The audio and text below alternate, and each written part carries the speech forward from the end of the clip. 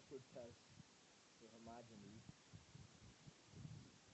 and we're going to use plain M&Ms, peanut M&Ms, and we're going to see if the colors matter based on how far we get. So we got orange, blue, green, brown, yellow, red, purple there.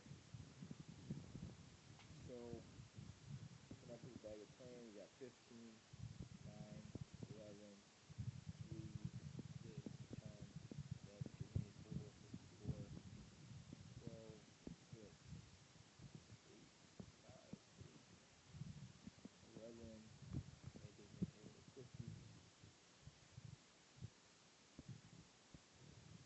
And we're going to total up these lines: 27, 15, 19, 8, 14, 21, and grand total of 104 for the whole thing. So, the question is, do plain and peanut have the same color proportions? And that's what we'll test them out here today. Alright, so population. Now, the key to this compared to what the next one we're going to do is that we have two completely separate populations. None of the plain peanut bags, none of the peanuts, M&Ms infiltrate the plain bag. So we're going to go through the populations are plain and peanut M&Ms. Parameter are the proportions of colors in each type.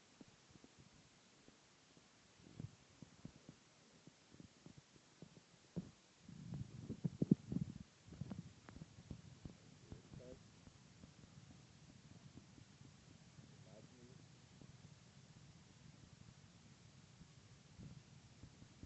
and once again, we're using our p-score 5%. So, my initial hypothesis is the proportion of colors in plain M&Ms are equal to the proportions of peanut M&Ms, and my alternate hypothesis is the proportions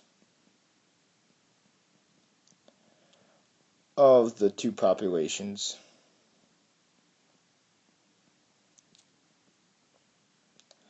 are not the same.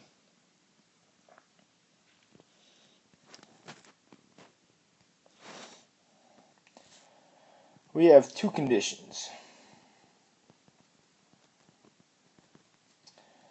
One is that we have an SRS of each population,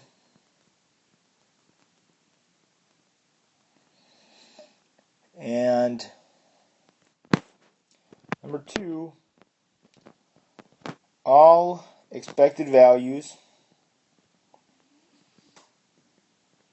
are greater than 1 and 80% are bigger than 5. And remember, we're going to do row total times column total divided by total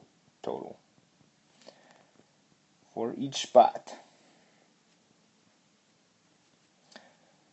So for the first spot, we would do 54 times 27 divided by 104.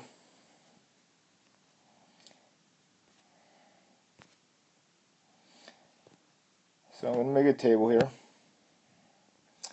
And we got orange, blue,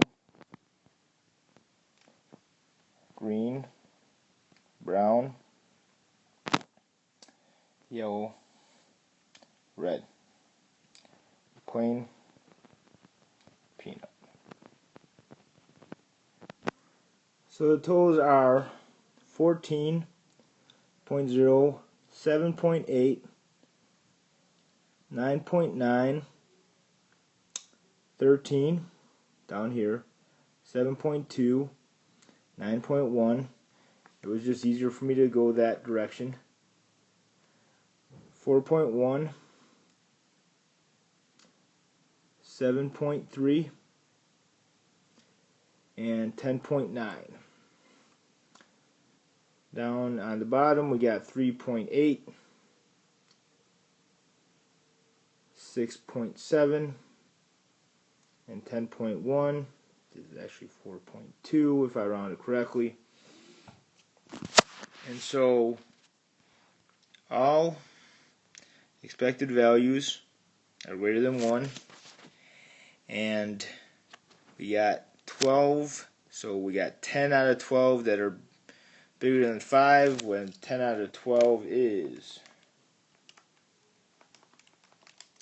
83%, which is bigger than 80%. So under 20% less than 5. Okay, and we have an SRS of both populations if we agree that M&M's bag is a simple random sample. So once again we got a chi-squared, which is equal to, same thing as before, even though this time we have 9, the actual minus the expected squared divided by the expected. So in my first one, I would have in parentheses 15 minus 14.0 squared divided by 14 plus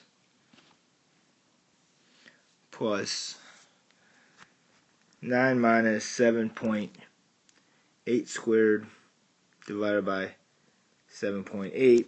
And that's what chi-squared is equal to. And when I add them all up, I get chi-squared equals 2.09. And the degrees of freedom this time is rows minus 1 times columns minus 1. So we only had 2 rows and we had 6 columns. So that means when I do 2 minus 1 times 6 minus 1 is 5.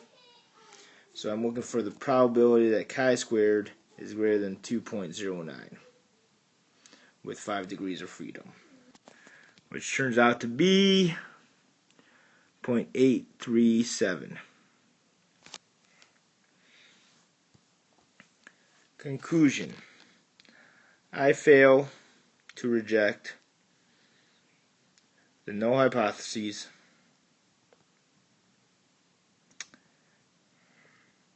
at the 5% level. I do not have reason to suggest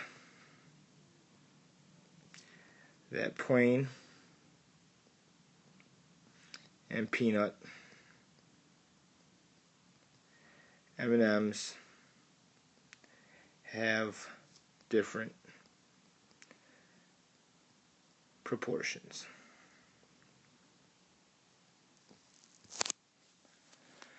Now to check this out, In your calculator, go to the matrix and go to edit, and we have a 2x6 matrix that we started out with, and you're going to edit matrix A, and you're going to put in your values in the top row, and you put in the other ones in the bottom row.